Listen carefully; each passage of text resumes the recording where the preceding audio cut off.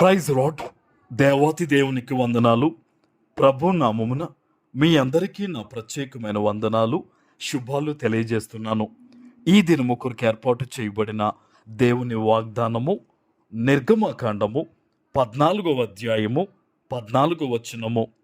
యెహోవా మీ పక్షమున యుద్ధము చేయును, మీరు ఊరకనే ఉండవలనని ప్రజలతో చెప్పెను. దేవుని నామానికి మహిమ కలుగునుగాక. ఈ ఉదయకాల సమయంలో సర్వ సృష్టికర్త అయిన నీ తండ్రి నిన్ను ఆశీర్వదించి గొప్ప వాగ్దానాన్ని నీకు అందిస్తూ ఉన్నారు. హల్లెలూయా. ఈ దినము దేవుడు ఏమని మాట్లాడుతున్నారో తెలుసా? నీతో, నీ పక్షాన నీకున్న వ్యాధులతో, నీకున్న రోగములతో, నీ శత్రువులతో, నీ సమస్యలతో నీ పక్షాన దేవుడే యుద్ధము చేస్తారట. ఆమెన్. నీవు ఒంటరి వ్యక్తివి కాదు.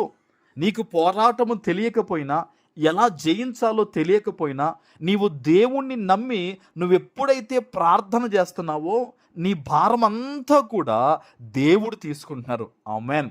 అందుకనే ప్రార్థన చేసేవారికండి దేవుడు పరిష్కారాన్ని చూపిస్తారు. ఈరోజు దేవుని సన్నిధిలో నువ్వు దుఃఖపడి ప్రార్థన చేస్తున్నావు కదా, సమాధానం కోసం ప్రార్థన చేస్తున్నావు కదా, నాకు జవాబు దయచేయని నువ్వు ప్రార్థన చేస్తున్నావు కదా. నిన్ను చూచిన నీ తండ్రి, నీ కన్నీటిని చూచిన యేసయ్య ఈరోజు నీకు వాగ్దానం ఇస్తూ ఉన్నాడు. నీవు ఎలా ఉండాలంట? ఊరకనే ఉండాలంట. అంటే దేవుని మీద నమ్మకంతో నువ్వు ప్రార్థిస్తే చాలు, నీ పక్షాన యుద్ధము చేసేది ఎవరు? దేవుడే. ఆమెన్. ఆనాడు ఇశ్రాయేలీలందరూ కూడా ఓ ప్రదేశానికి తేపడ్డారు. వారు అక్కడికి వచ్చిన తర్వాత అండి, ఎదరేమో ఎర్ర సముద్రము, ఈ పక్క ఆ పక్క కొండలు, దట్టమైన అడవి, వెనకాలేమో ఫరో. వారు చూసినప్పుడు వారి కంటికి ఇంకా మార్గము కనిపించలేదు. వారు ఎలా వెళ్ళాలో తెలియదు. వారు ఇంకా అందరూ కూడా భయపడిపోయారట. కానీ ప్రార్థించారట. అందుకనే అక్కడ దేవుడు అద్భుతమైన మాట మాట్లాడాడు. మీరెవ్వరూ కూడా భయపడొద్దు, మీరు చూస్తున్న ఫరో ఇక మీదట మీకు కనిపించడు అని దేవుడు అద్భుతమైన రీతిలో ఎర్ర సముద్రాన్ని చీల్చివేసి ఆరిన నేల మీద 20 లక్షల మందిని దాటించి, పశువులను దాటించి ఆ ఫరోని ఆ నీటిలో ముంచి దేవుడు హతమార్చాడు. హల్లెలూయా. వారు మనస్సులో ఏదైతే మాట్లాడితే ఫరో ఫరో ఫరో, ఐగుప్తు ఐగుప్తు ఐగుప్తు అనే ఆ బాధ, ఆ లోక బాధలున్నాయో అవన్నీ దేవుడు ఆ రోజు తీసివేశాడండి. బహుశా ఈరోజు ఈ దేవుని వాగ్దానాన్ని వింటున్న నీ మనస్సులో కూడా ఈ లోకము అనే ఫరో, ఈ లోకము అనే ఐగుప్తు నిన్ను ఇంకను బాధిస్తూ ఉందేమో, నువ్వు ఇంకను వేదనకు గురవుతున్నావేమో, నువ్వు ఇంకను భయపడుతూ ఉన్నావేమో.